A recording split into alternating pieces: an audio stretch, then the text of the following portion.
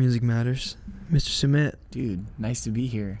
Thanks for being here, bro. How are you, man? Thanks for doing this. Really cheers, good. my brother. Really good, dude. Cheers. Yeah, I wanted this one for a minute. Mm-hmm. Glad to chop it up, bro. What's new in your world? How you doing? I'm doing really good. I feel like 2025 has been fun in that, like, everything's been kind of crammed into the past 3 weeks because of the fires. Yeah. And so, but since then, it's just been go mode. Yeah, it was weird. It was a very weird time period. I feel like for a lot of people who aren't from here, myself included, it was strange to, like, go home for the... Well, I don't know if you did this, but I did this. Like, go home for the holidays, then come right back, and then just everything's on fire. It was, like, a really strange... It was, like... And it was all just, like... It was so quick, I feel like. Like, there was, like, the inauguration, and there was, like, the fires, and then there was just, like... I don't know, there was so much shit going on, bro. Yeah. And then it was my homie's birthday. Yeah, which is low-key arguably the most important. Yeah. But yeah, no, it was strange. I don't know. Are you somebody who assigns a lot into, like, the years as they go by? Like, does New Year's mean a lot to you, or is it just kind of like another day? I mean, I think I also just find any excuse to celebrate. Yeah. And I love little wins and little moments. And I think finding excuses to, like, have fun and get people together and drink, you know, you're just gonna slowly discover my alcoholism. No, but genuinely, I find a lot of, I don't know, I really find that fun. Like, I love birthdays. I love celebrating people's birthday. Yeah. I love just celebrating any holiday. I love a themed party. Oh, I agree. Underrated. Yeah, and Very there's not underrated. enough of those. And I think, especially being in a city like LA, there's so much just like random parties. Yeah. We need more themed parties, and I think that's like something that I bring from my Midwestern culture. I definitely feel the same way about concerts, and I have for a long time. Mm-hmm. That's like very much like one thing that we hold very near and dear. Like with everything we do. Yeah. I mean, it doesn't have to be like a discrete or like specific theme, I guess, but like we always try to have everything really have a point. Yeah, like, exactly. I never want anything to just be like, because I don't know, for a long time I felt like I was just throwing shows, and I'm like, all right, like, what is interesting about this besides it being the same 3 acts at the same 4 venues with the same 100 people going? It's like, what 100%. Makes it interesting? What's like a different spin on it? And that I think came out of like a inspiration that really came from just like this like boredom I felt because everything felt so oversaturated in LA for 100%. So long. And it's also like things are oversaturated digitally. Yeah. And you're in a city now where things are oversaturated physically. Mm-hmm. And it's like in that it's so hard to also, I don't know, even for people that like appreciate art and stuff, for them to find their inspirations, like they need people that are doing, you know, events like you guys or artists that have really focused projects to find what they like, right? Because if you just go to every, you know, same 3 artists at the same 4 venues, you're not gonna be a creative yourself. Yeah, 100%. I feel like it's interesting. I think one of the cool things with the music industry, I don't think there's very many cool things about it, but I think one of the few ones is that like it gives a lot of people who like traditionally would be considered like an entrepreneur a route to kind of like be artistic, which I think is kind of a more rare thing. I mean, like there's some businesses that kind of have that intersection of like creativity and also business sense, but I think one thing that's really cool about music, and I think I'd be interested to talk to you about working at Slingshot, because I think this definitely like plays into that.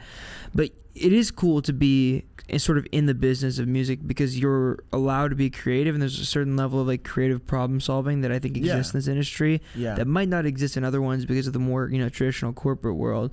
But I think it's interesting that like you can kind of be an entrepreneur and be a creative at the same time in music. I think it's very unique. Yeah, 100%. I think that's why I liked working where I do, because I'm very jaded about the music industry. Yeah. Given my past experiences working in it.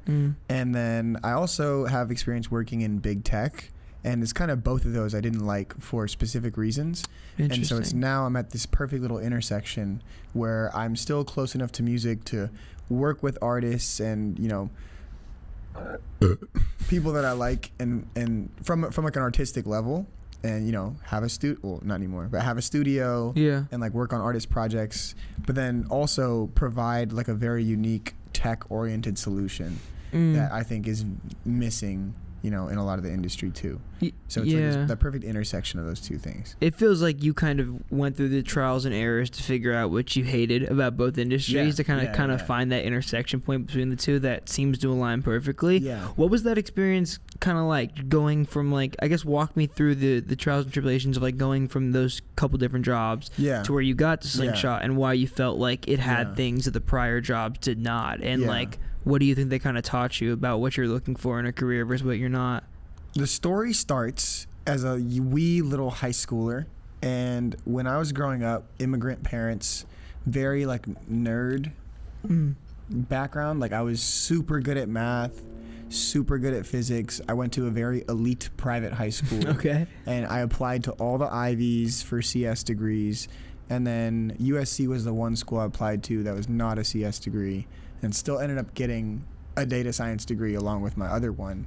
And then when I always loved music, and then when I came to LA and USC, I realized people here like do it for real. Yeah. Like, artists do it for real, producers do it for real. For context, you're from like outside of Chicago, right? Or where? No, I'm from Cleveland, and then Orlando, and then Shanghai, China. Okay. And then New Hampshire, and then my parents live in Seattle. Oh my God. Yeah. You lived in like almost every point in the country. Yeah.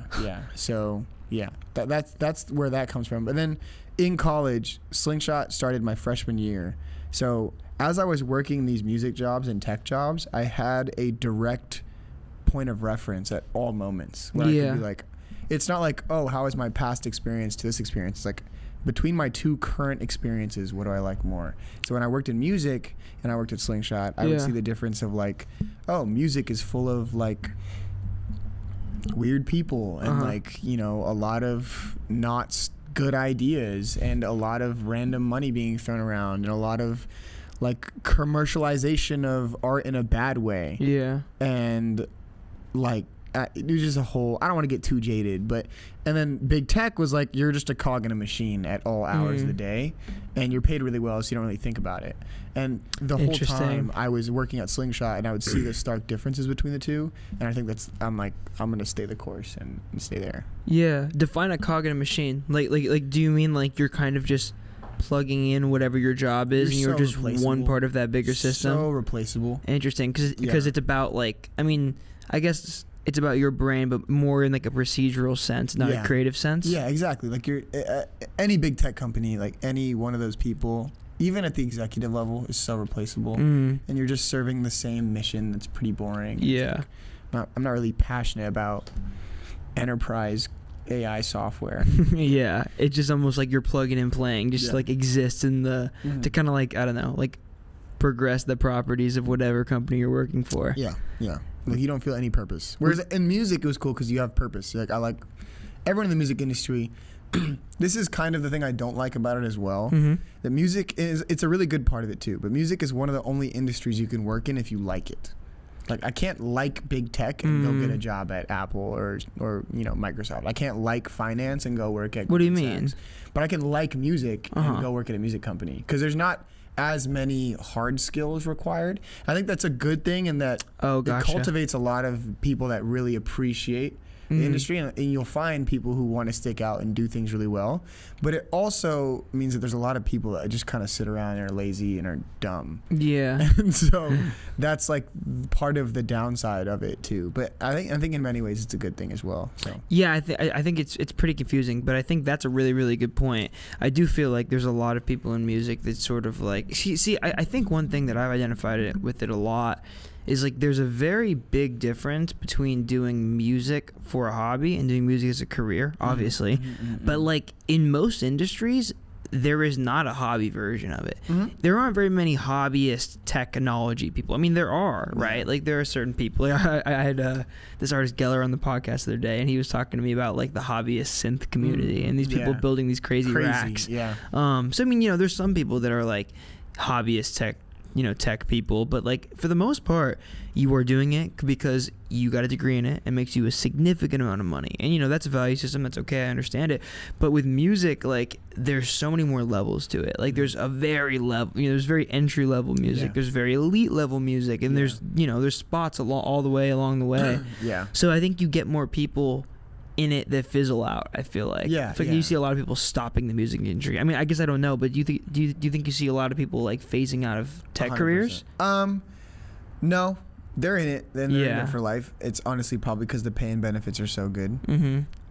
Music is also interesting because I think it's like people will get chewed up also really easily. Yeah, and then they won't like it, and that kills their passion for it. The other thing too is that I don't know. It is really interesting. Like the thing I said about people just liking it and being able to work in it. I used to only view that as a negative thing, and I'm trying to reframe it as a positive thing because I know a lot of people have gone really far and are really talented, even at just like the soft skills of what they do, but being a very useful thing in the music industry. And like if they couldn't just walk in the door and get a job, they wouldn't have had anywhere to start. Yeah. And so that's the positive side to it. But there's so many just dumbos, dude, just like bozos. Yeah, walking around these offices. Yeah, well, I think there's. I mean, to be honest with you, bro, like I would. Well, okay, when you say that, do you mean the music industry traditionally, or do you mean like the intersection between music and tech, or do you mean like just music? Traditional music, like big labels, big music companies, people working there, like homie managers even. Yeah, I think I've run into a lot of jackass homie fucking managers in my life. Homie managers need to be like. It's an underwritten poison. We should talk about it more. Yeah. Homie manager is probably bottom 5 type of person on the planet. Yeah, it's interesting to think about like the different like music industry big label archetypes, or even just like anywhere along the industry pipeline, like the archetype of folks that like work in this industry that like are really insufferable. And there's very different kinds of them, but I think a lot of them, to be honest with you, and this is why I respect you a lot, and I think I respect a lot of people who like have this have this duality of working in music and being a musician. It's because you get it. I think a lot of industry folks are people who want to be musicians and never had the courage to go for it. I think it's a very, very common thing. They never found their thing. So they go into the industry because they think it's the next best thing. They realize it's nothing like it at all. And then they get discouraged. And then they become one of the bad eggs in this major corporation that is somehow and for some reason contributing to art. Which shouldn't really make sense in the first place.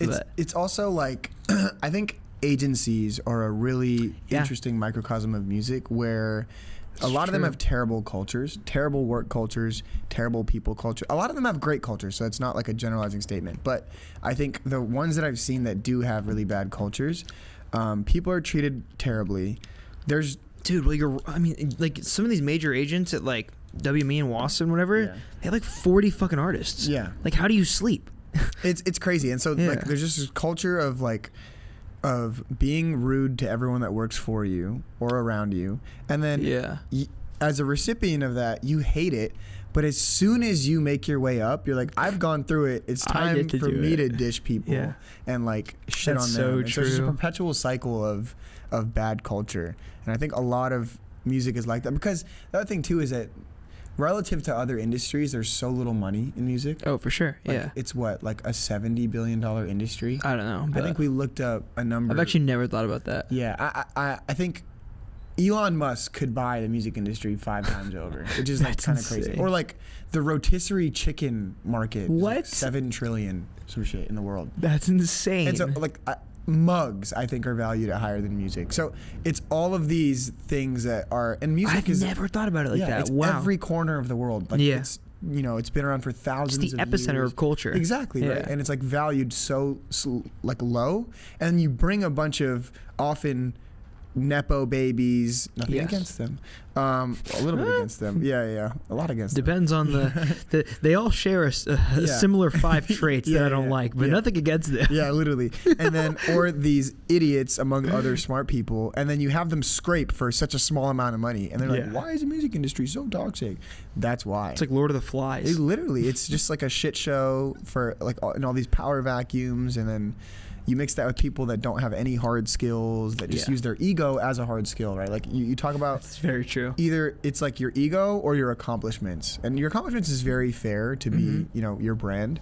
But then until that point or on top of that point, a lot of people just use their ego to just, like, that's my hard skill. Yeah. And those people with those egos, I think sometimes, and this is when it gets the most toxic, is when they are so like particularly aware of their ego that they then use it to bulldoze folks who they know are truly in it for the artistic medium. That shit's disgusting to me. Like, and I think I see it so often. Like, you'll meet somebody who it's like, oh, like, you love yourself. You know you love yourself. You know you're the loudest voice in the room. So you will literally squander the smaller voices in the room, and you will like try to bolster your artistic integrity because you're the loudest voice in the room. That exists in music so much. And it's obnoxious as fuck, dude. And so between that and music, and then between on the tech side, everyone's super respectful and very nice and very professional. And then it's like, the interesting thing is I was working at Slingshot and working at Apple at the same time. Whoa, that's a crazy dichotomy. Yeah, and it was like at Slingshot, we'd have the same conversation both places. Like, we have a conversation about, you know, let's say X customer doesn't like this, and this is reflective of this community. And at Slingshot, we change our roadmap and we figure out how we can adapt our marketing to fit that and better solve that problem. And at Apple, it's like, great point, Sumit. Go talk to my boss's boss's boss's boss to even float an idea. And it's like, okay, why am I here? Like, to climb the corporate ladder over 30 years to where I can make that decision? Stupid. It's just like, dude, I mean, like, what's ironic, though, is, like, you say that, and I'm 1,000% positive that's true. On the same note, though, like at majors, like the pipeline isn't even that different. You know, like it's pretty damn similar. So true. Which is why I think it's so interesting that there are companies like Slingshot that are like legitimately new. They are like for the most part new concepts, like within the music industry. I think there's like, I mean, I guess I've only been like in music for 7 years, and I've only like really been in like the industry or whatever for like a few years, I guess. But it's been really interesting, especially the last 2 years, to kind of watch like some of this intersection of music and tech really begin to bloom. Like, I mean, just at the top of my head right now, like, whether it's like Slingshot or like Untitled or like Roster or like all of these like really interesting, like different natured companies that are like really working to like advance technology within music on like an industry level. Again, like I haven't been in it for that long, but it feels like an exciting time for that. And I think there are like genuinely, I mean, those three companies, for example, I think are all doing very interesting different things. And so for the longest time, music has been very far behind from a tech perspective. And I think the goal is to, bring a lot of that tech into the music industry. I think the downside of it is that a lot of the way that a lot of major labels are adopting tech culture is by trying to turn into these very, margin focused, like lean operation companies that tech companies are, and that's the wrong way to adopt tech, because at the end of the day it's focused around art, right? And so like having these big labels that are trimming all these departments and assigning people to random teams the way that tech companies do, it works really well for tech companies, because I can take a software engineer, have them work on cloud computing and have them work on a button, but I can't take a creative director who loved X artist in the street rap game and then assign them to a pop star. That doesn't work. And so that's the way that music is adopting tech, which is the wrong way. That's fascinating. And ideally, it's the way where like these companies like us and Roster and Notes FM and like whoever else, right, is just like building tools that make the art, like, I don't know, platform the art in a way that like helps them, and not change the structure of their companies and the way everything works that way. That's so interesting. So you think the difference is the way that they're allocating these people pretty much and their skill sets? You think in tech they're just kind of allocating them in a way where it's like you can adopt that behavior in technology, but you can't adopt that behavior in music because of the interest being such a pivotal part about what makes the person like be there in the first place. And look at like distro deals right now as an example, right? Like there are so many companies that will look at streaming numbers, use some sort of algorithm to take like a 10x or 20x projection over the next 5 years, and that will determine their advance amount, and they'll pay it out. And then in so many cases, like they don't really develop the artist, they don't really care about like their creative direction or their fan base, and the artist flops, and in some cases becomes a superstar, and then they can do that 100 times over because the one that they bet on that does happen to make it pays for the rest of them. But like I think artist development has also become like somewhat of a lost art. Like, I think 1,000%. a lot of people don't let artists fail. There was a really interesting case study of this that I think in my opinion, is the best way an artist can sign a deal. And that is, I was talking to, and maybe this will get cut out because I don't know if I can. I think I can say this, but yeah, whatever. But if we have to like bleep their names, we totally can too. So this guy named, he works at Records, and he was telling me about, for all of his artists, he doesn't sign traditional deals in that he will not allow for any level of an advance. Okay. The artist does not get an advance. Not just like an in-pocket advance, but any advance in general? They will get a stipend that is not recoupable, that is just for living costs. Okay. And then they will have interesting, budget, right? That is also not recoupable. It's at a fixed split. And I could be butchering that, but the case study that inspired him, which also inspired a lot of our early company, was Jewel, the artist from like the 90s. Yeah. So she used to play shows in San Diego. And she would basically, basically would like sell out these cafes while living in her car. And then all these A&Rs came to her and were like, hey, we want to give you $1-2 million. And she was kind of knowledgeable on that part of it and the fact that she'd basically go into debt, right, and recoup for the rest of her life. And she said, no, pay me $2,000 a month so I can live. And we'll go from there. And fascinating. The really crazy part about that is that her first album flopped. It's like UBI for music. Right. Yeah. Her first album completely flopped. Right. And if she was on a $4 million deal with options, recoup it for the rest of her life. The label wouldn't have picked up the option. She's done. Like her career's over. Right. But because she had a way to live and make money off of this stipend, she refined her taste, refined her sound. Her next album was a hit, and she became a superstar. That just gave me chills. That is fascinating. Yeah. And, because of the fact that like because you're right. Like if she effectively was like living in this, okay. So let me ask you this, because that's interesting. In the spirit of artist development, did this label that signed her via the stipend, did they push her second record? Were they giving her resources for it? Do you know? I don't know. I don't know. I honestly should look into that more. My understanding is that because she was still able to comfortably live and did not go into massive debt over this album, like had the headspace to refine her sound and also the creative control to like push what she wanted. I think as much as it is like what you're saying, I also think it's kind of an exercise in a thought process in like artist development. Yeah. Like there is something to be said there about like her, like you said, like her having that headspace to be able to like develop because she doesn't have this $1 million unrecoupable deal like hanging over her head. Yeah. Because I can only imagine what kind of cloud that would be, bro. Yeah. Like imagine trying to be creative when you know that you owe this label $1 million. And anything you make, they have to approve. They're going to be less nice to you about it because your album flopped or whatever. You're not going to be able to like, you lose the joy in making music, which is the whole reason you're trying to make money off of it in the first place. Yeah. And so all of that goes completely out the window.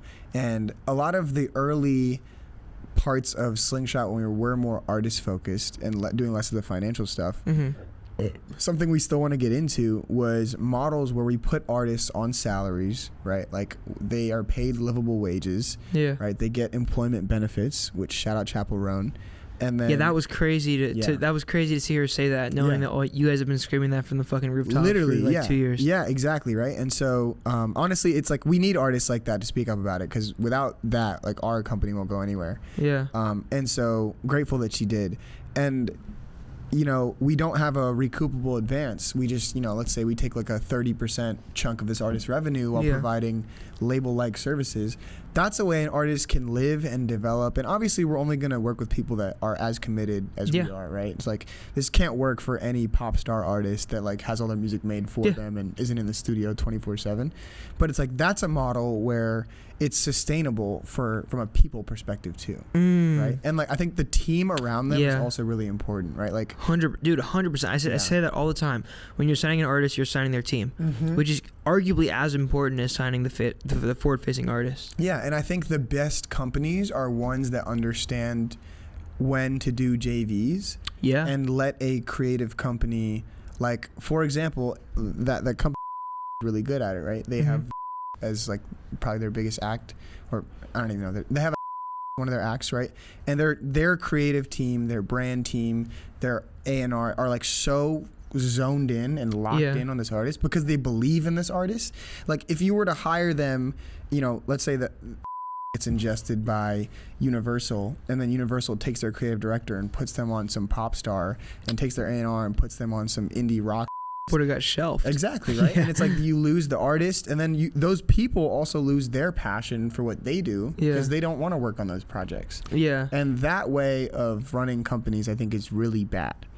Especially, and what's so interesting is, I think, to your point, that works even especially poorly in something like music, where I always say this, bro, like, I don't even know if, like, things like corporatism are meant to be intertwined with art. Yeah. I don't even know if that's, like, there's merit to that idea in general, right? Yeah. Obviously on, like, a huge macro scale. Yeah, I don't even know if, like... That's really interesting. Yeah, I don't even know, like, I mean, that's a big question, right? Right. But, like, I don't know.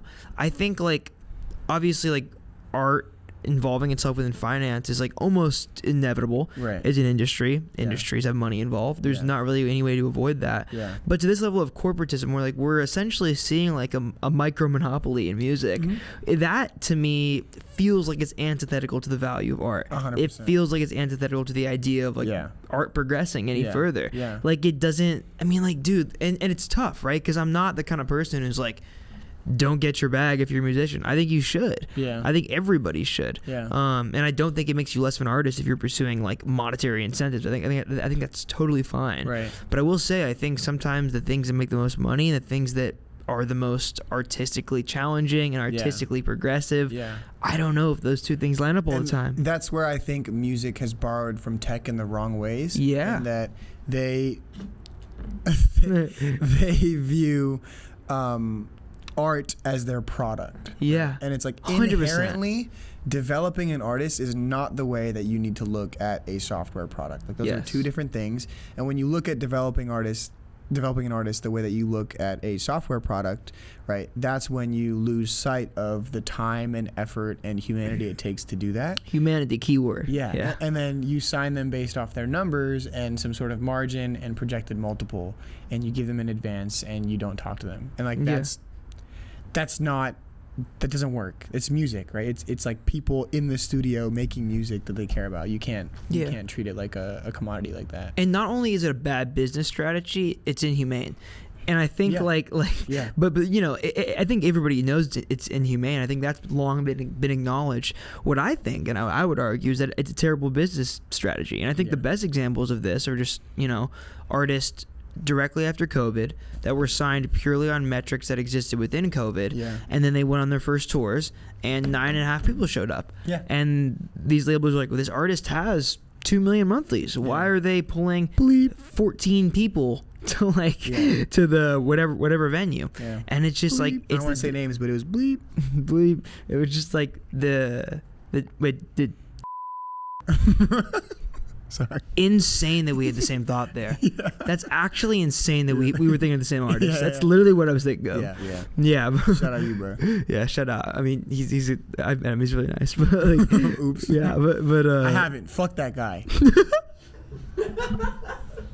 No, he's really nice. But yeah, that was literally the example I was thinking of. Yeah. But I mean, like, it's just like this incredible misunderstanding of not only where value comes from with a musician, but where fans come from. I think labels are really incredible at making followers. They're really bad at making fans. Yeah. I think they have a very, very misunderstood idea of where a fan comes from, what that buy-in looks like, and they're so out of touch. And it's honestly really ironic.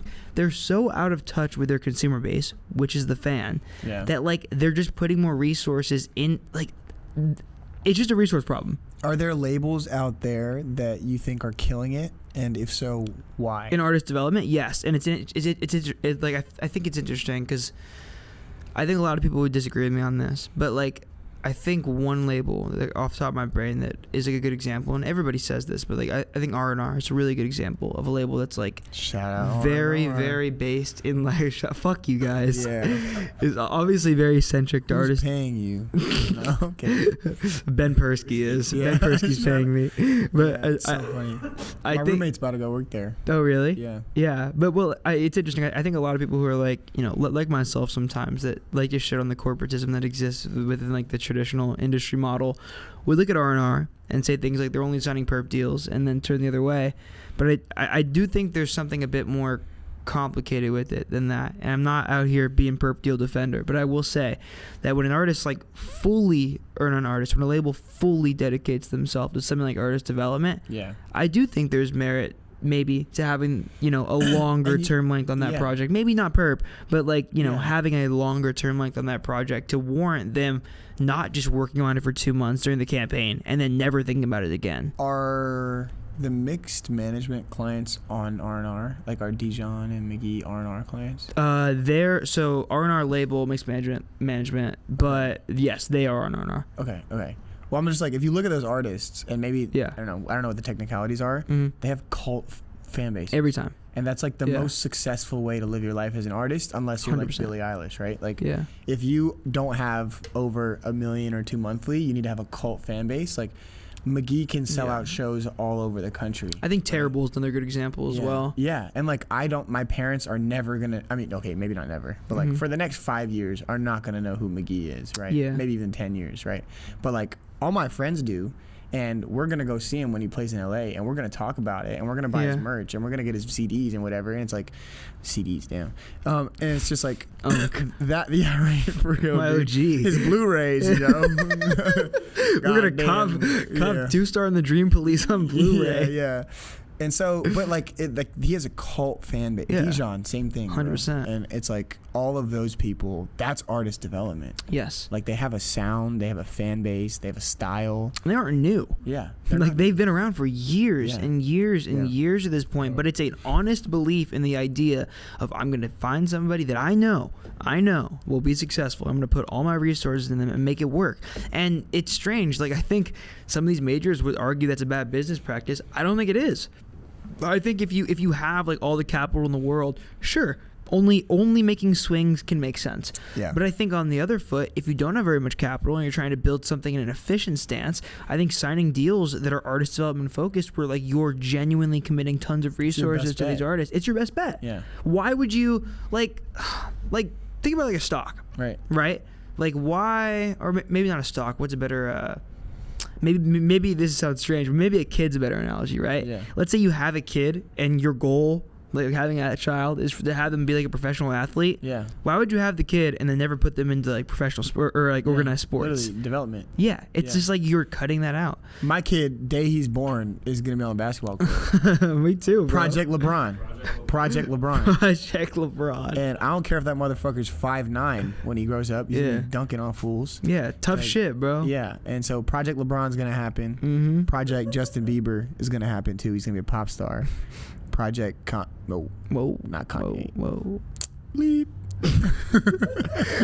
What do you think working in both those worlds, like be it not only tech but then music as well, and then doing those two things simultaneously while having like a very serious artist project that you're pursuing as well, having all those three things existing in the same world? Do you think the two kind of inform each other? Like, do you think working in the more industry side of music allows you to think about your artist project in a different way, and vice versa? I don't read books, but you have like 9 degrees, bro. What do you mean? My own thought. I don't read books. No, you'll see where this answer is going. There's a book called Range by a guy named David Epstein. Whoa. Not related. And Range talks about, he takes all these really good examples of Roger Federer, for example, right? GOAT. One of the reasons he's so good is because he played soccer until he was like 15. Oh yeah. So when he plays tennis, the thing that sets him apart is his footwork. Have you? Sorry to cut you off. Just real quick. Have you ever read Outliers by Malcolm Gladwell? I have, yeah. Is podcast ass pull, man. Facts. No, I love that book. It's a great book. I feel like that's kind of a similar concept. Yeah, 100%. Right. And so that is a podcast pull, though. Yeah. I mean, so is this one. So it's there's another a really good example that I'm forgetting. I think it might have been Michael Jordan in baseball or something like that, where basically, right, these people that are really good at what they do got a lot of their skills from something else. Right? Yeah. And it's kind of like I think that my experience as an artist and my experience as someone who has worked in tech and my experience having been like a nerd when I was little helped me solve problems in the music industry in a new way. So yeah, along with my degree from USC, Ivy and Young, which is like basically an entrepreneurship degree. Interesting. Yeah. I didn't know that existed. Yeah, so it's basically like the whole goal of this was Jimmy and Dr. Dre were like, we made beats, and we don't think there's an undergrad degree where someone could graduate college and go make beats. Yeah. Not like Beats headphones. Yeah. And so they made that program, the goal of it being, you're going to be good at one thing, and then we need you to be good enough at everything else to communicate across these disciplines. Wait, like, that's fascinating. So yeah. Your curriculum was like developed by Jimmy Iovine? I mean, yeah, kind of. Yeah. I wish it was that hands-on. But like removedly. Yeah. Exactly, right? And so the whole goal is like, there's 30 kids. Some of us are software engineers. Some of us are designers. Some of us are music people. Some of us are fashion people. We'll all do something different. And the software engineer is going to be good enough at marketing and business and art so that when he goes and starts a company, he can communicate so fluently with those people that there's no loss, there's no miscommunication, and he knows exactly who to hire and exactly, like, he knows enough to build the right thing. And that's the goal of that program. How do you get into this program? You should apply. I actually, so like I ED'd to UPenn. Shout out mom and dad. ED'd? Yeah. What's that? Early decision. Oh, okay. So like if I got in, I had to go. And I applied early. I didn't get in. And the week before the decision came out, I found out about this program. And I was in the 6th year of it, so it's very new.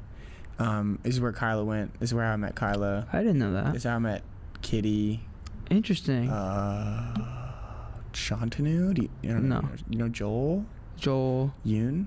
No. This is how I met Kyla, which is how I met Michael, which is how I met all of you guys. Yeah, Slingshot Cats. Yeah, literally. 6 of the 10 of us are from that program. What? Yeah. It was founded by a guy the year above me in that program. Fascinating. Yeah. I didn't know that. Yeah. So interesting. Like, I met him at my welcome lunch, and that's where he's like, I have this idea called Slingshot. And I was like, oh, shit. And how old was he at this time? He was 19. I was 18. That's insane, bro. Yeah. No, he's a living legend, bro. Shout out him. Shout out. And so basically, I have that, and then I have a master's degree in data science. And it's like right now at my company, I don't do anything data science related. If you were to look at my job on paper, right? Yeah. But the problem solving skills that gave me, in terms of like taking a problem, restructuring it, figuring out what questions to answer, and how I can use evidence to support an argument. No one at a music industry job thinks that way. No. Right? But if I can approach a music industry problem or an artist development problem or a business development problem with that lens of thinking, like that's an advantage for me. 100%. And the same way that when I go work at, Apple or MSOL and work on our product team, I can think from a more artist-oriented solution, right? Where my experience as an artist of like, this is how I feel when it comes to, I can't think of an example that's like Slingshot related, but like if I'm able to think through the lens of an artist and an artist brand, when even answering a question about a product, like that is what I think sets me apart. Where to answer your question of how these different parts come into play and overlap within each other. I think I have a lot of conversations with industry folks that have these expectations for artists, and it's always very interesting to me to see how out of touch they are. And I think a lot of that has to do with the fact that they've never made art. Sometimes I really just think it's that simple. It's like the best chefs, bro, are people that worked as line cooks or That's servers, crazy, man. Right? Like, they understand what it's like to be in the trenches, or they have a background in something else. And I think the smartest people in music, oftentimes, not always, come from other industries. Right? Like this guy worked at Goldman Sachs in college. That's crazy. Right? And it's just like a lot of that so different, is where his financial knowledge came from, and he understood that data is so important. And when he became like an A&R at Warner, and maybe this will be bleeped out, but honestly just to like tell you about it, he went to them and was like, we can use data to help find artists and like be more in tune with their projects, like find different metrics that prove that they have fans, right? So he is the reason, honestly, that there's data-driven positions at record labels. I think record labels took them too far, and then like they 100%. They're just like hiring data slaves that like are not even A&Rs in any way, shape, or form. But like it's interesting to see how different disciplines. This is the most fascinating example of it. You know when you go out in LA and you see the shawarma, like tacos that have the shawarma meats? Yeah. That, do you know where that came from? No. That came from Lebanese immigrants that were fleeing Lebanon into Mexico. And so how are there Lebanese immigrants that flee? I didn't know any of that history. They were fleeing their civil war. Uh-huh. They went to Mexico. Gotcha. And in Mexico, they started these like shawarma stands where they would have the meat rotating on the pit. They'd cut it off. And then because of Mexican culture, they'd put that into tacos. Interesting. And so now that's a huge part of a taco stand culture. Yeah. And it came from that. Having that rotating meat? Hmm? Interesting. I didn't know that. Do you know where salmon and sushi comes from? No. If you were to guess how long ago salmon was introduced to sushi, what would you think? Well, salmon is a very American bred fish, correct? Like, isn't it like mostly in like American rivers? I don't want to give you a hint. Or Alaska, or even. I would guess that it's like no more than 100 years old, because I know sushi is incredibly old. What's your guess? And then I know that salmon is like an American thing. America's not even that old. I already know the answer to this question. Oh, you do. Oh, you do. Mario, what's your guess? I already know the answer. Oh, fuck. How do you both know the answer? What the fuck? It's gatekeeping knowledge from you. I saw like the documentary about how Yeah. they're trying to increase people to eat salmon. And, I mean, well, salmon's considered like was considered at least like a dirty fish within Japanese culture for a long time. So Yeah. they kind of do like a full on like damn near like propaganda campaign to get people to like actually eat salmon again. Yeah. So Whoa. it was the 1970s. Uh-huh. And Norwegian people, like there's a big influx of Norwegian tourists in Japan. And basically the reason it's considered a dirty fish is because Pacific salmon is a parasite that makes it not eatable. Okay. Like edible. And then Atlantic salmon is very edible, right? That's like we always eat Atlantic salmon, but Yeah. Japan doesn't access that. Uh-huh. And so Norwegian people brought sushi, like salmon, into the sushi world. And that's why salmon is so popular as a sushi dish now. And so it's like, that is like a cross-cultural collaboration. Wait, but how many years ago was that? 1970. For a while. Like, Oh, so I was right. Sure. huh? This is a no reservations. So. Yeah, exactly. So it's like, it's kind of like another example of, you bring what you learn from music into tech. You bring what you learn from tech into, it's like the best music, bro. Like, have you read Sample Like an Artist? Steal Like an Artist? No. Right. It's the whole concept of the book is that there's no original idea. Uh-huh. Like, there's not a single original idea in the world. Which I totally agree with. There's not a single song that doesn't pull from other songs. Yes, There's not a 100%. single artist that doesn't pull from other artists. There's not a single food that doesn't pull from other foods.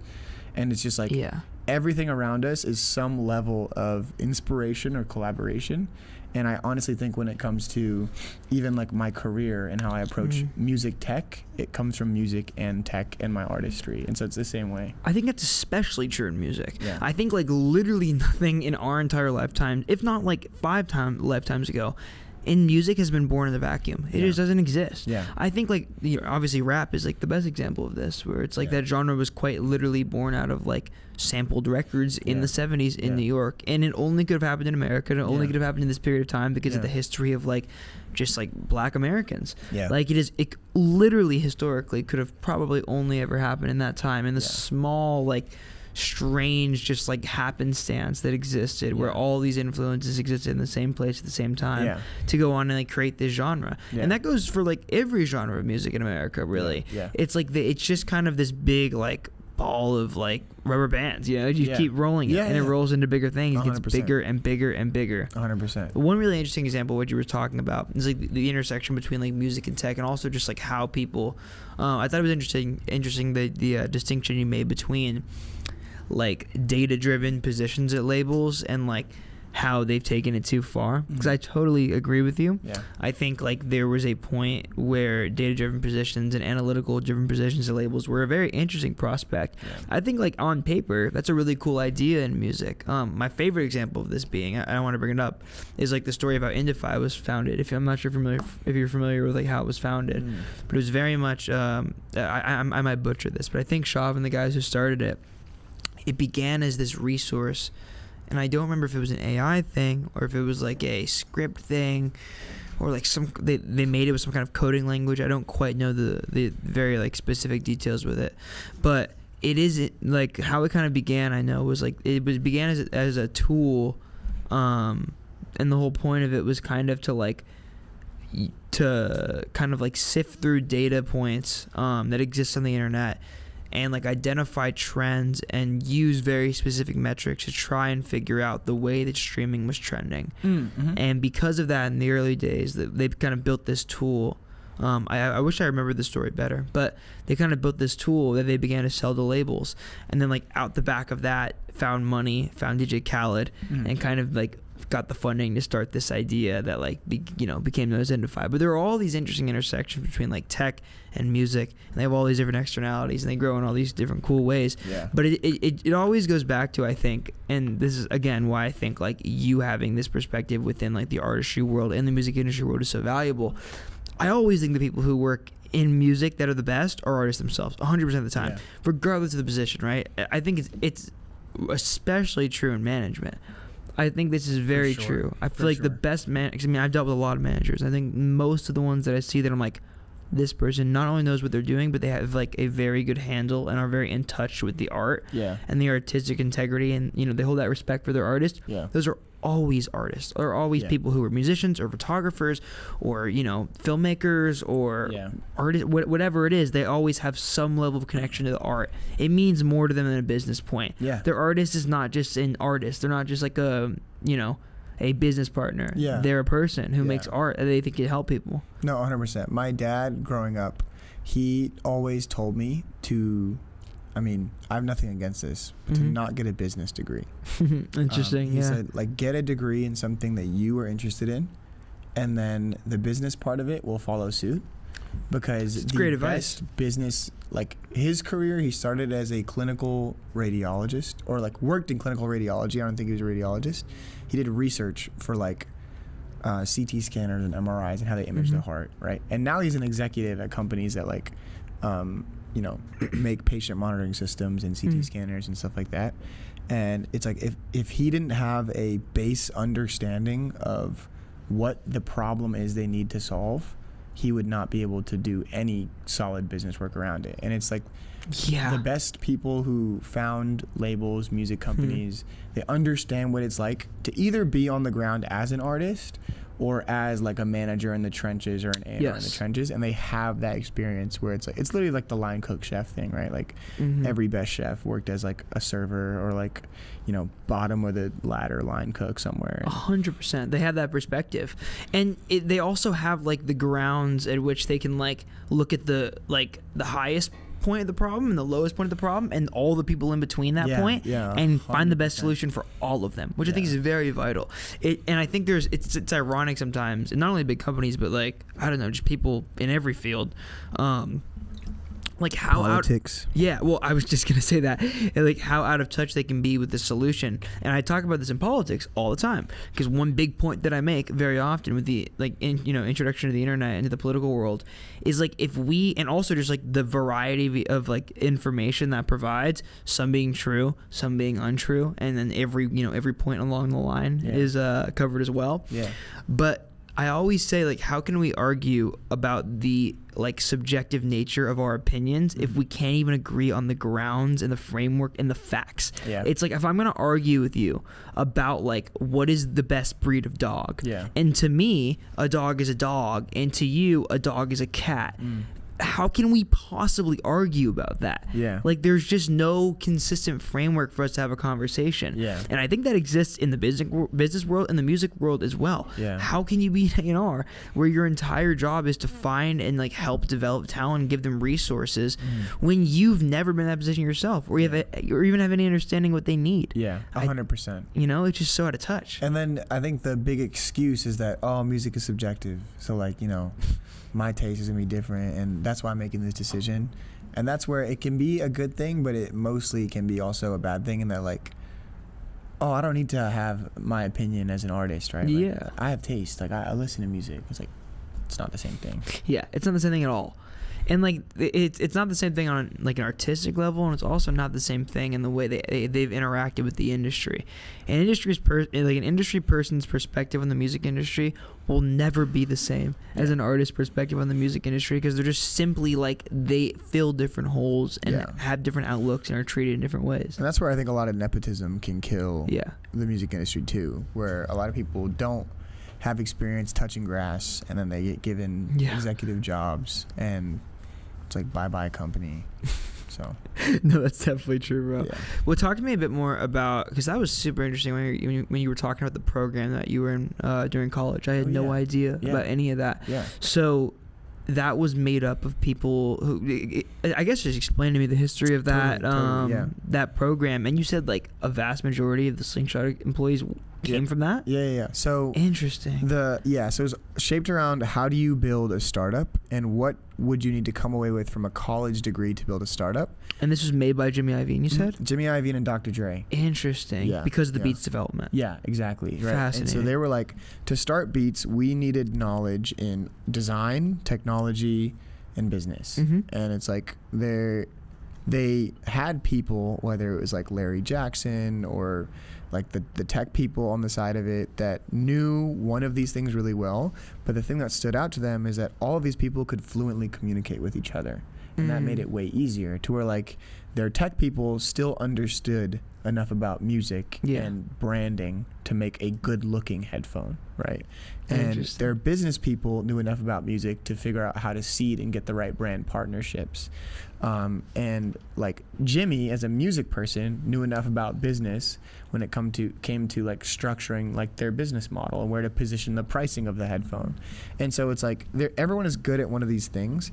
And then when you teach a software engineer enough about marketing and enough about design and enough about business, when they go start their company, are really going to know who exactly to hire, and they're not going to waste time miscommunicating with them. Yeah. And so everyone in our program did something different, and the goal is to teach everyone enough of a base in other things to where they can go do this. So it's kind of like everyone comes in with an interest. Yeah. Right. And like they're going to pursue that interest in other places at USC. Right? If they like film, they're going to go take class at the film school. Yeah. If they like engineering, they're going to go get an engineering degree. This is going to give them that like kind of versatility that sets them apart amongst those peers. And then, so the founder was the year above me. The first 6 employees of the company were all from this program. Wow. 2 others are from USC, other programs, and then 2 others are just from outside of USC. And so, like, I think we've seen the advantage of that, and I don't think it's reserved to graduates of this program, but I think it's the type of people obviously over-index at this program, of like people that are willing to wear many hats at a company, and I think at a startup, that's a very important skill to have. For sure. Yeah. It's interesting. I think there's something about that makes it so much more than a job. I think if it's a job to somebody, they're just very simply not going to be willing to wear hats that they're not getting paid for. 100%. And I think that's the difference between how we view a job and a passion. And not to say the two can't intertwine. The goal, obviously, for everybody is to have the two intertwine. But I think, I mean, just me speaking personally, like, things that are my passions versus things that are my jobs, like, I look at them in different ways. Like, for example, I grew up working in restaurants. I always worked in restaurants. Mm-hmm. I was never fucking doing more than what I was getting paid for. Yeah. I don't give a shit. I'm there to get paid. Yeah. But then I get a job in music, like working at Live 2, and I love it. Like, I love everything about it. Yeah. So I will forever go above and beyond because I genuinely give a shit about it. Like, I care about it so deeply. Right. It's just such a different level of buy-in. Yeah. So it's fascinating that, like, you know, kind of creating that culture where you're like, you know, people like you were being hired at Slingshot because you care about this. Yeah. It creates this environment where, like, you're willing to wear multiple hats. Whereas, like, if it was just a job, you know, maybe a tech job, I don't think you'd probably won't be willing to do that. And that goes back to our conversation about, like, hiring an artist. You're hiring their team, right? Like, if they really care about it, they'll do it for any amount of money. Not that you should undercut them, right? Mm-hmm. But, like, that proves kind of their, I don't know, their love for what they're working on. Mm-hmm. And I think that's really important, too, at a startup. Yeah, 100%. I think, I mean, as somebody who has one, I think it, a very different one, obviously, but, like, you know, something of that sort, I suppose. I think one of the biggest things I've learned is that, like, because, I mean, I've been in this now for 7 years, and I think one thing that I've certainly learned is that I've seen a lot of people come and go in a very short period of time, even. Yeah. 7 years is not very long. But, like, I've been able to see a lot of people come and go, and it's always very clear in the way they talk about it, the way they act, like, just the way they look at the world, how much the ones who stay love this. Yeah. And I really think you need that. Yeah, 100%. I don't think there's any hope of longevity in this business. It's specifically in entrepreneurship within music or art. Yeah. It's such a niche of a niche. Yeah. And it's such a non-profitable business venture the majority of the time that I think you need to really, really love this shit, man. Yeah. Or there's just no hope that you have any chance of finding like any kind of success or your goals, Yeah, 100%. And I think the important thing too is not letting, when your passion becomes your job, don't let it suck the joy out of it. And that's, I think, a big learning for me. Me too. Then that's something I learned from, I think, being an artist is, I mean, I drop music every like 8 months, right? Like I can afford to because I make my living from somewhere else, and I'm also not an artist with a level of success where people are waiting on my music, right? Like realistically. And so I stopped dropping music for a while because there was a point where, because I was doing everything myself, like sitting in the studio, working on my mixes, working on branding, figuring out the creative for these things and the rollouts and the marketing plans and the release parties, it just like sucked the joy out of it for me. Yeah. And I was optimizing everything for like numbers and money and trying to figure out how I could go viral and stuff like that. And I literally just like stopped making music, and I was like, well, this kind of sucks, right? Like I don't find it fun anymore. That's why I started doing it. And then last year I went into the studio and with my buddy Maverick and my friend Catherine, and we made a country song. I don't make country music. I put this out under some random artist project on Spotify, and it was really fun to make. Like I had the joy was rekindled of like being in there and writing a song and having fun with it and experimenting with things. And so that brought the joy back. And I think a realization I had recently is kind of, did you play a sport growing up? Yeah, I grew up hooping, and then I got like older into high school, and I ran cross country and track. You know when you're in like 8th grade and you're like, I'm not gonna go to the NBA. Yeah. You get that realization. Yes. But like even now, right? Like you seek out basketball. Yeah. You fucking throw tournaments, right? Yeah. Like you still find a lot of joy. I love it. Yeah. Right? You love it. Are you an NBA fan? Yeah. Like moderately. Yeah. Right. Like we were talking about hooping tonight. Yeah. Oh shit. Come hoop. Yeah. Like you find joy in it. You seek it out, and it's that for you. And I think that is what music has become for me. Where like I know artists that live and die by their art. They're in the studio 24 hours a day. I'm not one of those people. Interesting. And I think accepting the fact that I can have it as something I find joy from and do for the purpose of making myself happy, regardless of what the outcome is, money-wise, numbers-wise, that's where it is for me. And I think like what Kyla said on this podcast about making art and putting it out into the void. Oh, you watched it? Thank you. Oh my God, of course. Yeah. Thanks, and bro. so like that was a big thing about that helped kind of inspire that mentality too. And so that's kind cool. of where I am with music stuff. And I think like going back to the point of, for a lot of artists too, especially when they get big advances and they go into debt, like the joy of making music is lost. Yes, 100%. And it's like, that's why the music was good in the first place. Yeah. And so that's a really big thing that I think people lose sight of too. 100%.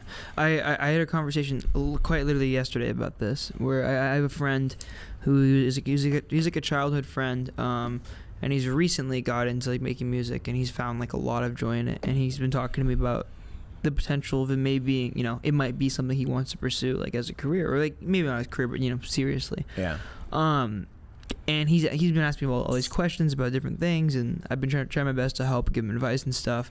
And one thing he said was like he was talking about some kind of marketing or something, I believe, and he was like kind of describing it within the lens of like, if I do this, I will then find this success. And then I kind of was like trying to explain to him, I'm like, all right, dude, like backtrack a little bit. Like, what is success for you in music? I think that's something that people lose sight of very, very quickly. And then again, this goes back to my point about like, I don't even understand. I think about this all the time, and I go back and forth. I don't even know if art's meant to be commercialized in general, but I think you have to be very careful to define what success means to you within this. And 100%. I think there is a lot of beauty in the success simply being, I care about making this something that I love and is fun for me and I enjoy. Yeah. I really relate to you when you talk about like making something in your career and having to kind of like redefine your relationship with it. Yeah. I certainly like when I kind of quit my day job, I certainly had to figure that out and what that looked like. And it's very like tumultuous. It's a very like difficult road to walk down. Yeah. But I think it's all about like figuring out why you did it in the first place, why you love it, what it means to you. And I think like for me, a lot of it was just like finding things outside of it.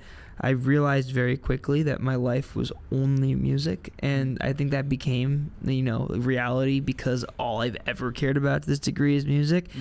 But I think at some point last year I had the realization where I was like, all right, Dante, like it can't be the only thing. Like there needs to, this world is so big, man. There's so much out there. It can't be one thing. And having that realization was very valuable for me because it kind of allowed me to restructure my life and my day-to-day in a setting that made a lot more sense and provided me a lot better sense of balance. And I think you can still, if you do it correctly, work in your passion and have it still simultaneously be your passion and not just what makes you money, you know? What is your favorite metric of success? Like what Fulfillment. Yeah.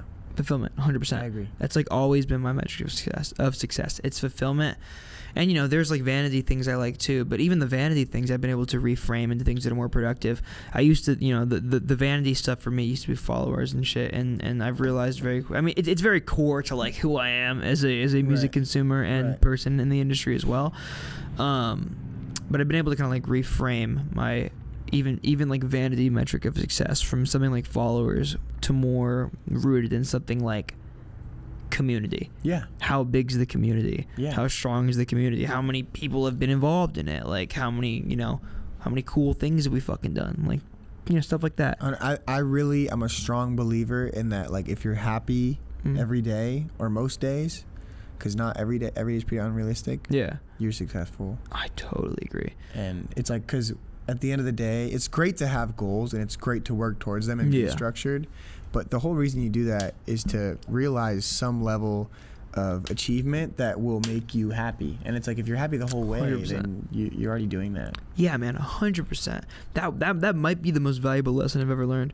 I mean, like, because I don't know, I was a very existential kid. Like, I was very afraid of failure from like a very young age. Dude, same. And I don't even know why, because I wasn't a good student. I wasn't very good at sports. I never like really, you know, I wasn't like a natural at anything growing up, but I had this like really deep cut, like innate fear of failure. So growing up, like, as soon as I kind of found Above the Bridge, which was pretty early, I was 16 when I started it, but like when I found it, I knew pretty quick that I was like, this is what I want to do for the rest of my life, and I feel very happy that I was right. But I developed a very unhealthy relationship with it from like the age of maybe 18 to 20. Yeah. Like incredibly unhealthy. Obsessive. Yeah, very obsessive. Like obsessive to like a very unhealthy and bad degree. And it was strange because whenever I did that, I rationalized it through the lens of like, I just need to do this full time. Yeah. I just need to be like a full-time person doing this, right? That was like always how I rationalized it. And it was so strange when I got there and I was like, I don't feel it sucked the joy out of any different. Yeah, it did. And I kind of had to redefine that for myself. And I was like, all right, like I'm here.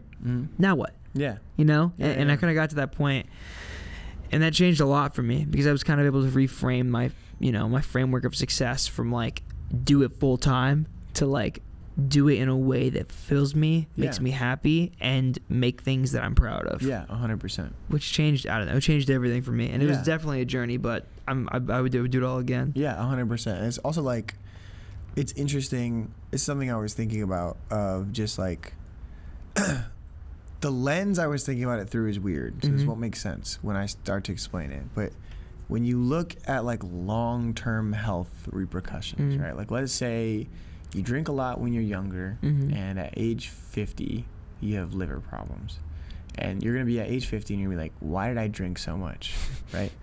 And it's also like the decision-making structure that this is gonna sound like me defending drinking a lot. Hey man, but it's the underlying. Yeah, cheers. Seriously, it's the underlying concept that is what I'm trying to get at.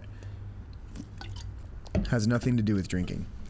The decision-making structure you have is what leads to positive and negative outcomes. Sure. You decide to drink. I was writing about this morning. This exact idea. Yeah. That leads you to. It's the same way that any characteristic you have as a person is not inherently bad or good. It's just in different contexts it can manifest in bad or good ways, right? Yeah. I'm a really obnoxious person, right? In good contexts, that means I can be charismatic and funny. In bad contexts, that means I can be rude and ignorant, right? And it's just like figuring out where to present this part of myself.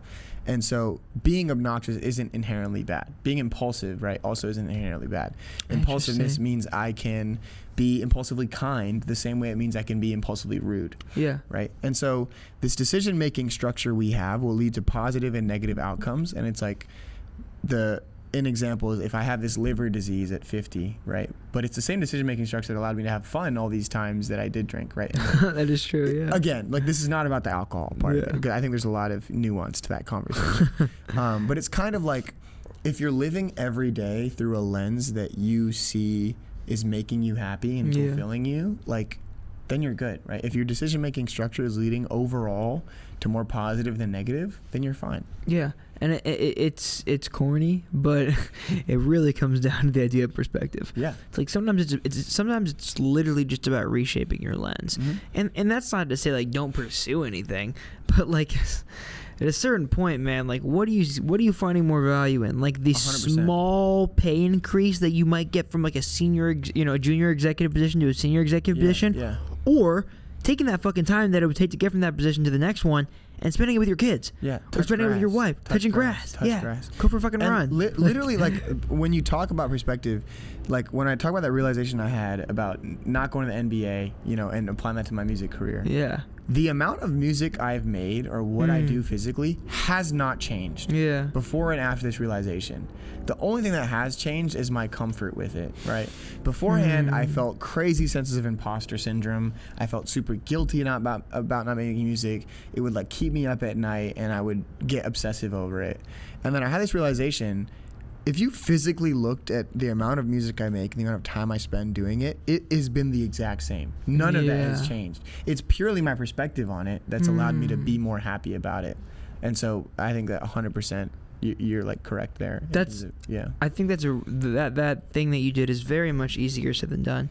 How did you get to a place where you were able and okay to reshape your perspective and get to the spot where you're like, all right, like it's all right if I'm not dropping 9 projects a year. I can drop a single a year and be okay. How did you kind of work to reshape your mindset to be okay with that? 'Cause I think that there's a lot of value in that. Yeah, that's a good question. I'm trying to think about what led me up to doing that. I think it was just like honestly taking a minute and being like, am I happy not with just my output, but like my input? And figuring out if like my everyday attitude towards this thing, like that is a metric, right? Like how I feel about it is a metric. And I think a lot of times we only look at that as an input, and then you feel about it, you act upon it, and there's an output. But I think how you feel about it is a very, very important metric. And it's like... Wait, I'm sorry. No, yeah. Define that for me. So there's the input, the output, and then where does the way that you're defining it come within that? I think it's like the way... it's the attitude that leads to the input, and then there's the output. Gotcha. The motivation almost. Yeah, the motivation. Gotcha. Much better way to say it. I think the motivation in and of itself should be a metric that you weigh the same as your output. Right? And so it's kind of like, I don't know, a really bad example. Maybe this gets bleeped out, but like in high school, I'm super comfortable talking about this. I had a pretty bad eating disorder, right? And so it was like I was very obsessive over my weight, right? And I was like, my attitude is I am unhealthily obsessive over this, and then my input is I just stop eating a lot of the time. My output is my weight going down, and I'm measuring, and my weight's going down. I'm like, great, I feel great, and then I'm like, there's nuance to this. Yeah, right. Like I like spit out food after I eat it. I don't eat certain things. I don't like enjoy time at the dinner table. That's the attitude that was like leading to all of this. And if I never took a second to look at this as a metric, I never would have changed my behavior, right? But it was making me so sad and like stressed out all the time and anxious about it. You were just focused on the result. Exactly, right? And so, I think I probably could have explained that whole concept a little bit better. But no, yeah, I think I understand what you mean though. Yeah. I think like the music equivalent would be like, you know, your goal is to be a successful musician. That's the B. The A to getting there might be getting a lot of monthly listeners. But the motivation behind getting the monthly listeners might just be to like, yeah, like it kind of be a successful musician, but it's like that might not even be what you think it is in terms of success. Like having a lot of monthly listeners doesn't necessarily equate to success on either a financial level or a longevity level. Yeah. But it does in like a vanity number level. Yeah. So it's like once you redefine your definition of success, you know, arguably it is something more accurate, I suppose. Not that the whole conversation is about it being accurate or not, but redefining it to this thing that you know is sustainable, and you know will take a long time, and you know, like, even though it takes a long time, it will last a long time. It's like kind of redefining it into making fans and making connections with people who listen to your music. That's a much more sustainable and like long-term metric than the counterpart, which is kind of, you know, rooted in short-term thinking, which might just be like numbers on the internet. This is an example of how this thinking applies to Slingshot, which I think is an example of, you know, taking a lesson from music, applying it to my startup, where if at my startup our only metric of success was money, we were the most successful when we raised millions of dollars. We didn't have a product, we didn't have a single customer, right? And it's interesting. Like, it's like now, right, even we're approaching profitability, but we're still not a crazy profitable company. Damn, really? Yeah. That's insane. That's so fast. Yeah. Oh, thank you. That's kind of mental. How long has Slingshot been a thing? We launched our product late 2023, and I'd say we only had a sizable customer base probably like 8 to 9 months ago. Wow, that is so fast. Congrats, man. Thank you. I really appreciate that. Yeah. But it's like, what's more important is the product, like the base, right? Like the music making, the love for music. I mean, that's the analogy. For us, it's not that, but like that's what's important. And all of these other metrics of success, if we do this well, will come. Right, our customers will come. We obviously have to put a lot of effort into it. Our revenue will come. The product is what's most important, and I think that's a lesson I take from music, where it's like, if you believe in your music and you stick to it and you refine your sound and you like are in the studio doing all that, the virality will come. But if you optimize for money raised, or if you optimize for virality, you're gonna lose sight of your music and you're gonna lose sight of your product. Music's almost not like an optimization thing, which is interesting and strange to think about, but it's one of the only commodities, I think, if you want to look at it as a commodity, like, which I guess I wouldn't, but but like for the sake of the argument, I guess, if you look at music as a commodity, it is one of the only things where it's like the optimization sometimes comes at the expense of the authenticity of it, which is a metric that we don't necessarily consider when we're thinking about something like a cup, right? Or like a new iPhone. I don't really give a fuck who made this cup and how they think about my cups. I don't. I should, but like I don't really give a fuck. Like, if the person who was making this did so in an authentic way. Now that, you know, that's definitely not like a moral thing. There's something wrong with that, but it's just the truth. Like, it's like our iPhones have tons of ores that were mined, certainly using like exploitative labor practices. But we're not necessarily thinking about that when we're just on our phone playing or whatever. Mine wasn't. Yours wasn't? Okay, No, cool. yeah. Just making sure. Yeah.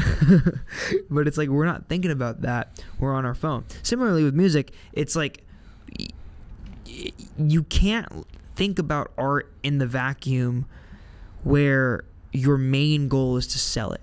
That's just not how it works.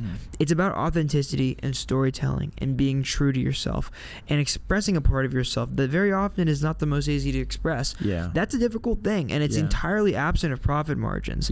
There's simply no, like, it's hard to sell it in the same way that you sell a product. And it's not a product. I think that the artists that are our artists' favorite artists are not the ones that are household names. And some of them do become household names, right?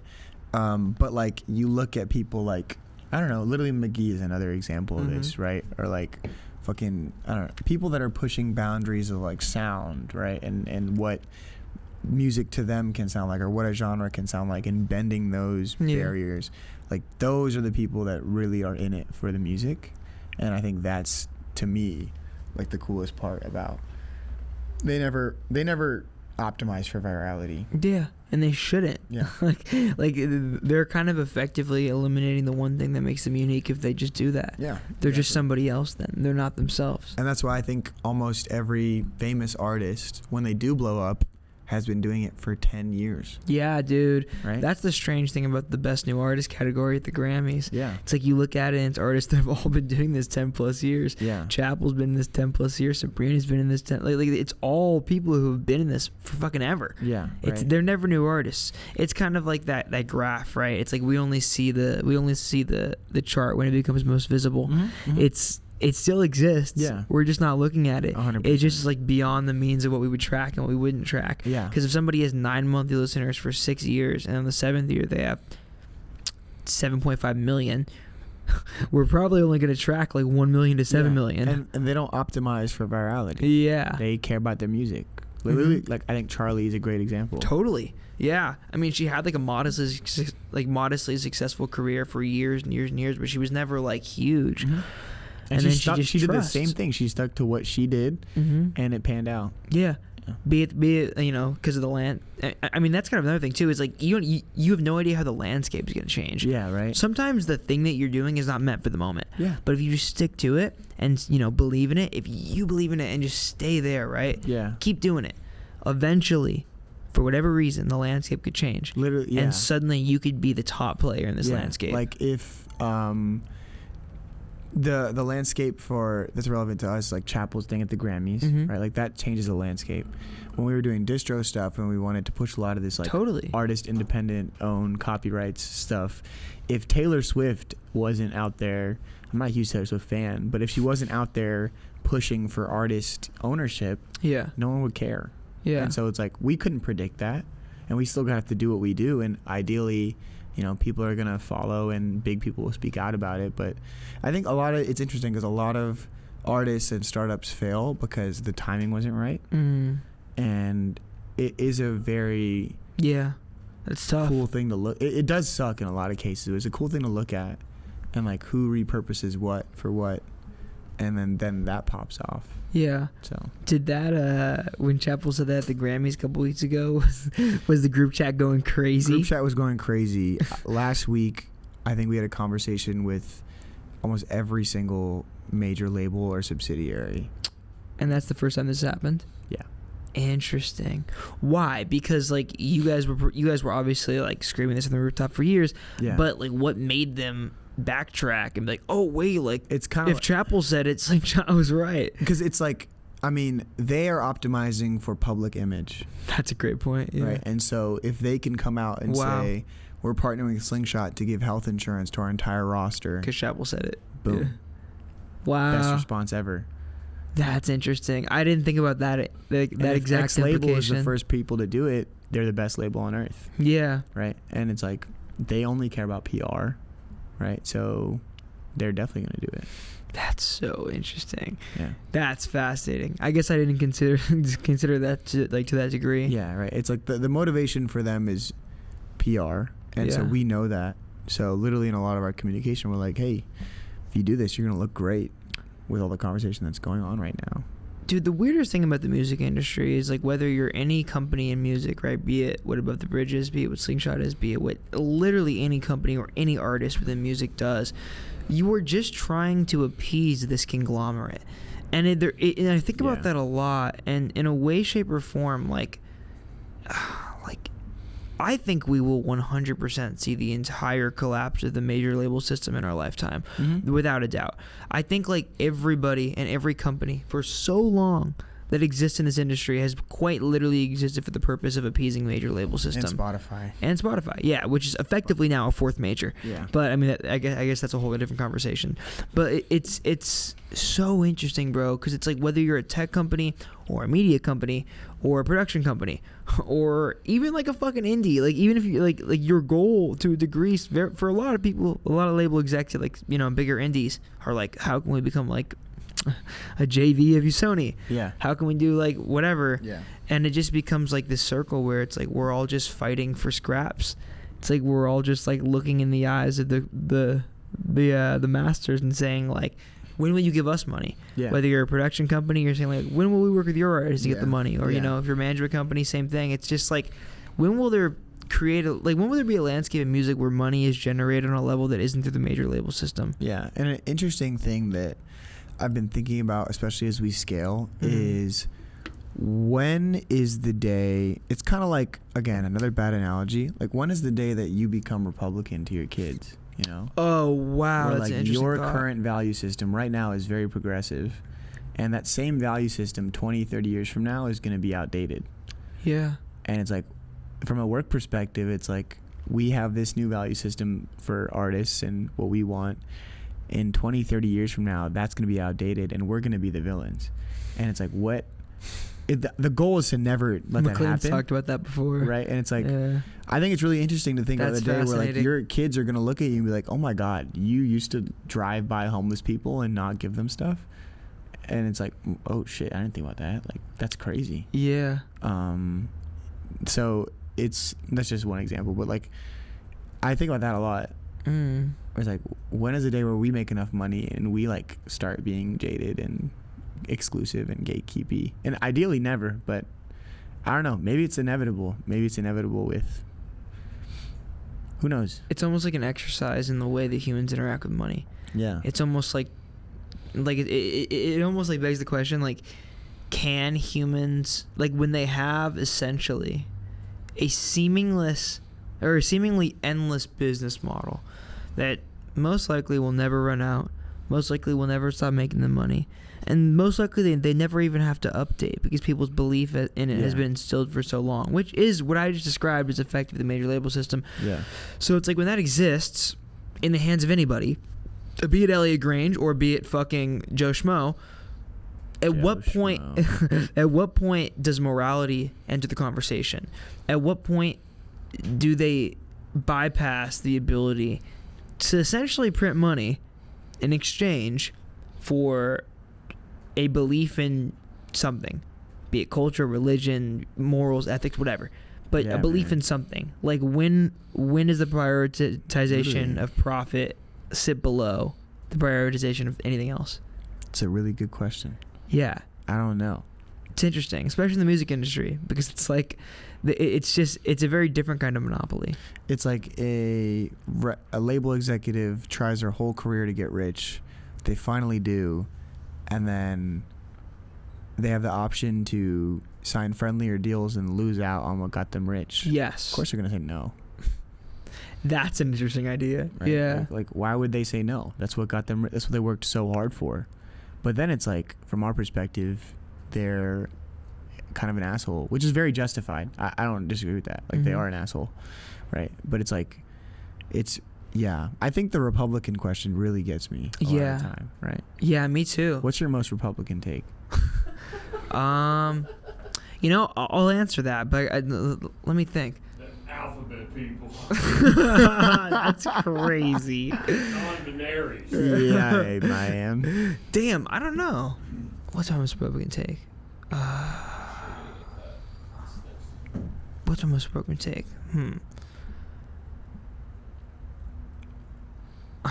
I don't know. It's not like you're being filmed or recorded.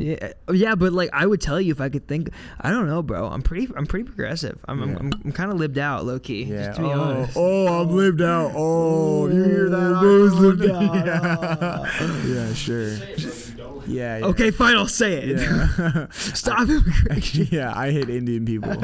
That's it. Yeah. That's crazy. Is it crazy? What? That hate Indian people? Stop immigration. No, keep going. Nah, bro, tap in. You're there. You're there. Yeah. I think you're about to say something a lot of people are. Yeah. I'm like on the cusp. That's like a great way to get to know somebody. Yeah. What's your most conservative take? I'm trying to think about mine. Damn, yeah, I gotta have like at least one. Like, I'm trying to think. You fuck with paper straws? Oh. I don't really fuck give a shit paper about the straws, man. I hate paper straws. Honestly, the straws are all the same to me. I think my most Republican take is that important.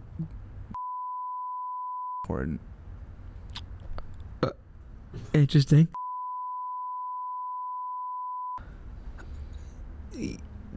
Depends.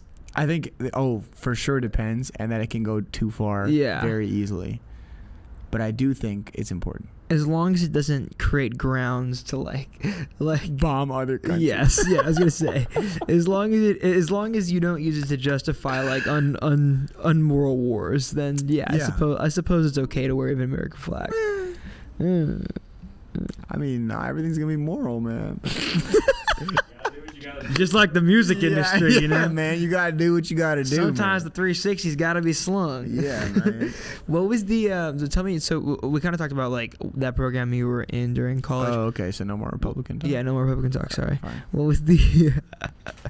What was the period of that trajectory? Kind of like after you graduated from college, did you immediately go on to work at Slingshot? Was that the immediate pipeline? So Slingshot was started in 2020. Mm-hmm. I entered college in 2019. So it's been the whole time. Gotcha. The whole time I worked at Slingshot, interned at other places, and then as soon as I graduated, worked there full time. Gotcha. Interesting. That's so cool, man. Yeah. Like it's such a, it feels like the most you job possible. Stop it does. It is. It really is. It's such like an intersection between your interests in a really, really unique and cool really way. Lucky, honestly. Yeah. Yeah, I'm very grateful. Yeah, that's so sick. Going to USC, it's interesting to me that you went to a program that was kind of more on like, it seems like almost, I mean, I guess not STEM, but like, you know, adjacent side of it. Yeah. Being in that world, but then also loving music so deeply and being such a, you know, somebody who makes music, loves music, works in music. Sometimes those worlds, I think, can be difficult to intertwine in a way. When you were kind of growing up, I guess not growing up, but when you were in college, were you surrounded by a big musical community, and did you think you learned a lot from like some of the music that you were surrounded by in college? And did you go on to like learn anything about the music industry prior to working in it from just being in LA and being at USC? Before college, definitely not. Mm-hmm. No friends that were interested in music. No friends that were artists. I mean, very few. In college, yes, and I think that was a very eye-opening thing, where I was at USC and I'm like, oh, this person in this class is signed to this label, or this person in this class produced for this person. Yeah. Or like literally in my program, my first song that I released, someone in my program did the art, someone in my program produced it, someone in my program mixed it, someone in my program made the video for it. That's cool. And it's like, oh, and I mean, it's not a crazy song and video, but it's like, it's more legit than anything I had done before. Yeah. And I think just ramping that up.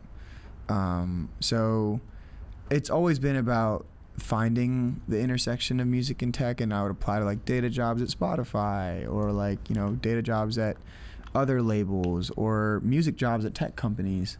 And I think where I'm at now, music jobs at tech companies. Yeah, there's actually a surprising amount of them. Yeah. I think where I'm at now in terms of providing a tech-oriented solution to a music market is the best intersection of those things. Yeah, that's a good way to put it. Yeah. A tech-oriented solution to a music market. Exactly. Because all the problems that Slingshot seeks to solve are very, very like, I mean, I don't want to say traditional, but they're very like ingrained within like popular music and artist sentiment. It's not like a secret that like, you know, what you guys are trying to solve. Yeah. But the solution for it is what I think is unique and what is different. And I think like that's what makes it special. It's interesting. I think that's a really good way to describe it. And also, I think this whole point of applying things from one industry to another, our solution exists in almost every industry in the world, just not in the creative industry. Wait, say that very first part again. What we do, our services exist in almost every other industry. Yeah. Just not in the music industry. Wow. So we take it and we put it in the music industry. Never thought about that. It's still like an artist, bro. It's you take a fucking shawarma pit and you put it in Mexico and you have a brand new way of making street tacos in LA. That's so interesting. And or you take kombucha, which is like a drink in India with thousands of years of history, and you bring it to the Western Hemisphere and you have like $1 billion company.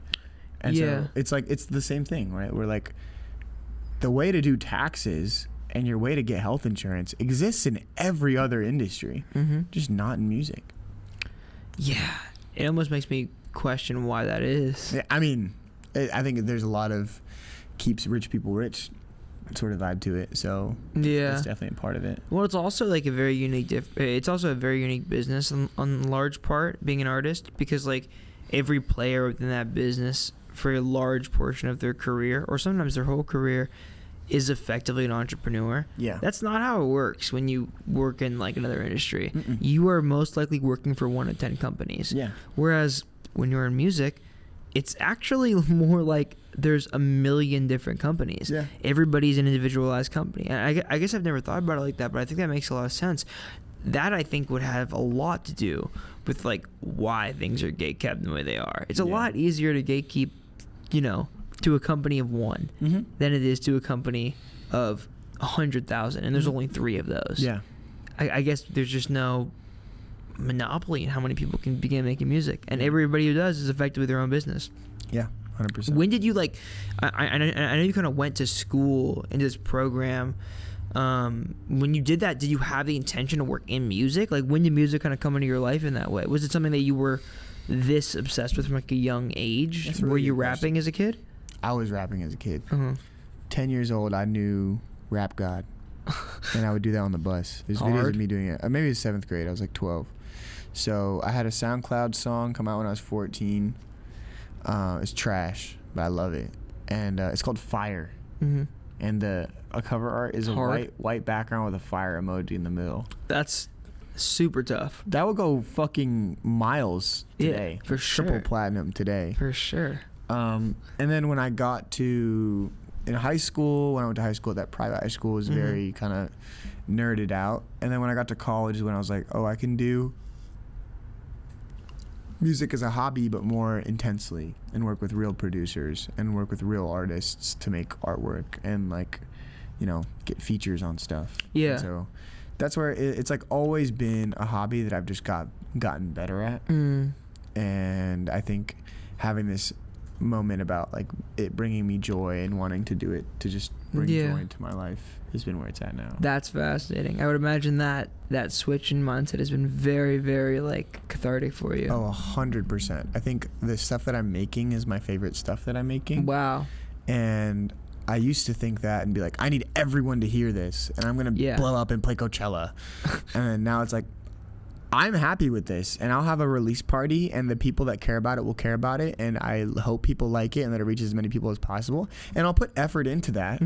But if it doesn't go viral, great. When you were in college, was the mindset not that? Was the mindset like, I want to blow up? The mindset was like, grow. Every song has to do better than last. Every release has to have more people invested in it. Every party has to get bigger, right? Every show has to make me more money.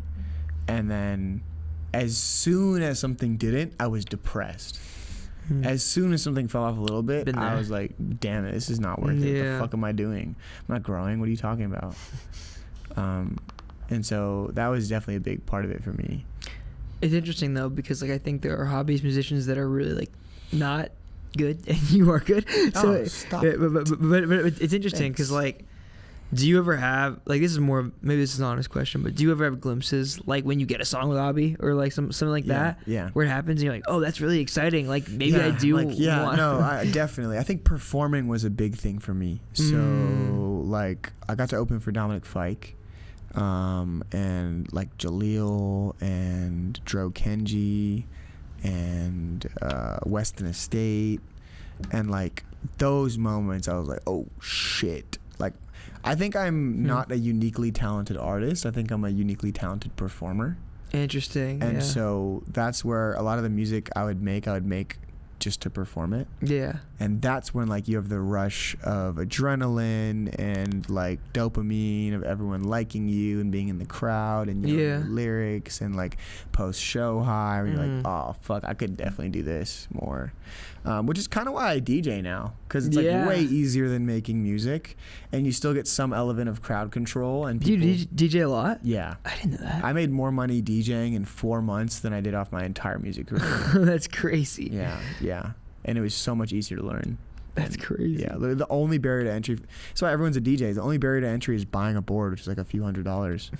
And then once you're there, if you have any level of musicality, bro, do you DJ? No. You could in like an hour. But I'm a drummer and I play guitar. Okay, you could in like 10 minutes. Yeah. Probably, yeah. Me and Booyer always joke about it, but we always say we're going to start a DJ duo called Freaky Backshots, where I'm freaky and he's backshots. Why are you backshots? You know why. I'm trying to be backshots. You seen the way bro lays pipe? Wait, can there be freaky wet backshots and I'm wet? I mean, I'm trying to make it a trio. Yeah, I'm not make it a trio. We can do Alright, that. It's just gonna be like kind of like a Chainsmokers Daft Punk kind of vibe. Yeah. Oh yeah, like you two, and then I'm just like the guy in the corner, Yeah. just jerking off in the corner. Some have compared us to like Abby Dijon, you know?